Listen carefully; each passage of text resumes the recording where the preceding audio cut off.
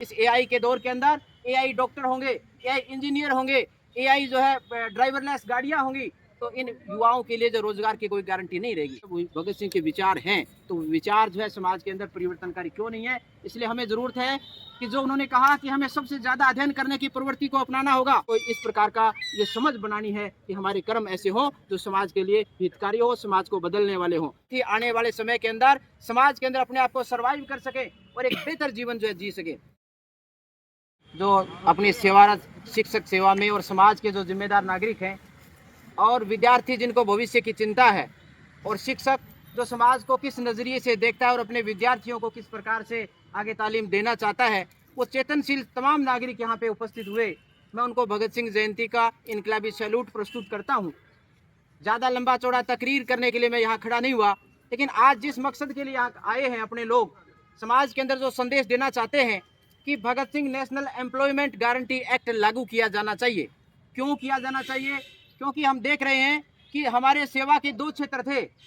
पहला क्षेत्र जो था जिसके अंदर सारे मजदूर निर्भर थे, प्रोडक्शन का जो क्षेत्र था, उत्पादन का जो क्षेत्र था, लेकिन बढ़ती हुई तकनीक के कारण वो क्षेत्र जो है समाप्त हो गया, हमारे रोजगार के संसाधन खत्म हो गए। लेकिन आज इस एआई के दौर के अंदर दूसरा जो सर्विस सेक्टर है वो खत्म किए जाने की सबसे बड़ी जो है आशंका इस समय बनी हुई है। इस एआई के दौर के अंदर एआई डॉक्टर होंगे, एआई इंजीनियर होंगे, एआई जो है ड्राइवरलेस गाड़ियां होंगी, तो इन युवाओं के लिए जो रोजगार की कोई गारंटी नहीं रहेगी। जब हर चीज कानून के द्वारा तय हो रही हो, तो संसद के अंदर इस प्रकार का कानून पास होना चाहिए कि रोजगार की जो है गारंटी दी जानी चाहिए। तो सबसे बड़ा चिंता का विषय है कि इनकी कृत्रिम बौद्धिकता की जरूरत नहीं है। एआई की मानते हैं कि टेक्नोलॉजी का विकास जरूरी है, लेकिन उसके साथ साथ इन विद्यार्थियों को गुणवत्तापूर्ण शिक्षा दी जानी चाहिए, ताकि ये विद्यार्थी आने वाले समय के अंदर समाज के अंदर अपने आप को सर्वाइव कर सके और एक बेहतर जीवन जो है जी सके।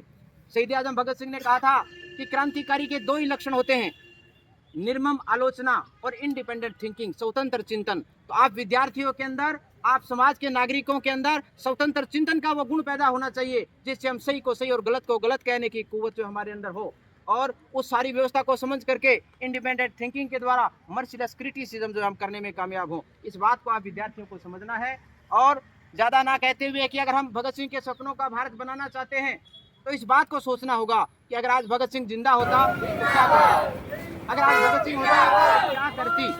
इस बात को हमें सोचने की जरूरत है, क्योंकि भगत सिंह 1931 के अंदर जो फांसी के फंदे पर झूल गया, आज हमारी दिलचस्पी भगत सिंह के अंदर नहीं है। हमारी दिलचस्पी उस भगत सिंह में होनी चाहिए जो विचारों के रूप में समाज के अंदर आज भी जिंदा है, और समाज उन विचारों के वाहक जो है शिक्षक और जो चेतनशील लोग हो सकते हैं। उन विचारों को जो आज समाज के अंदर लेकर के जाने की जरूरत है।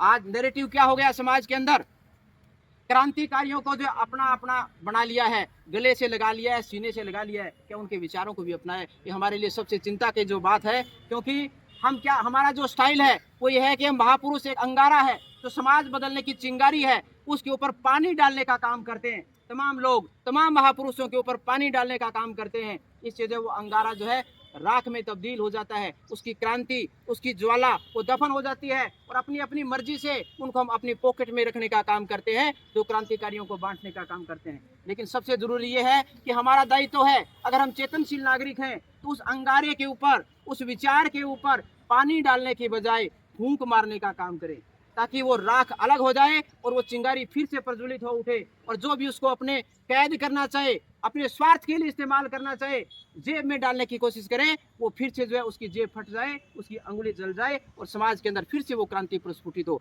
अगर आप इस बात से सहमत हैं, तो आप इस बात को, जो मैंने कहा कि आज भगत सिंह क्या कर रहा होता, अगर आज भगत सिंह होती तो महिलाओं के शोषण के खिलाफ अग्रिम पंक्ति में लड़ रही होती। अगर आज भगत सिंह होती तो मेधा पाटकर की तरह से आदिवासियों की सभ्यता को बचाने के लिए पानी के अंदर जिसने आंदोलन किया, और इस प्रकार से उसके पैरों की चमड़ी गल गई, उनके विचारों के अंदर कहीं ना कहीं आज हम देख सकते हैं कि भगत सिंह के विचारों की छवि है। आज अगर भगत सिंह होता तो शिक्षक शिक्षा और शिक्षार्थी के हितों के लिए लड़ाई लड़ रहा होता। अगर आज भगत सिंह होता, समाज में जितने भी प्रकार के अत्याचार हैं उनके खिलाफ लड़ रहा होता। लेकिन जब भगत सिंह के विचार हैं, तो विचार जो है समाज के अंदर परिवर्तनकारी क्यों नहीं है। इसलिए हमें जरूरत है कि जो उन्होंने कहा कि हमें सबसे ज्यादा अध्ययन करने की प्रवृत्ति को अपनाना होगा, ज्यादा से ज्यादा भगत सिंह के विचारों को, महापुरुषों के विचारों को स्टडी करनी हमें पड़ेगी, और जब हम अपने आप को अध्ययनशील बनाएंगे तो आने वाला समय जो है निश्चित तौर पर परिवर्तनकारी होगा। मैं अपनी बात को ज्यादा लंबा ना कहते हुए इस एक कोटेशन के साथ खत्म करना चाहूंगा।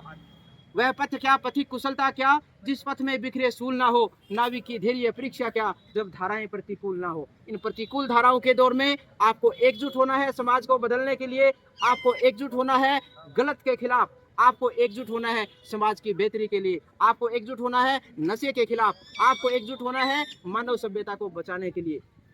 ऐसे महापुरुषों के जीवन के बारे में जो मैं समझ पाया हूँ, उनका मतलब ये था कि we live in deed not days, हम कर्मों में जीते हैं न कि वर्षों में, सालों में। इसलिए आपको इस प्रकार का ये समझ बनानी है कि हमारे कर्म ऐसे हों जो समाज के लिए हितकारी हो, समाज को बदलने वाले हों। We live in deed not days, we live in thought not breath. हम अपने विचारों में जीने वाले लोग हैं, सांसों में जीने वाले नहीं है। ये वो महापुरुष कहते थे। अगर इन विचारों को आप अपनाओगे तो वो दिन दूर नहीं जब भगत सिंह के सपनों का भारत पूरा होगा। इन्हीं के साथ इनकलाब जिंदाबाद।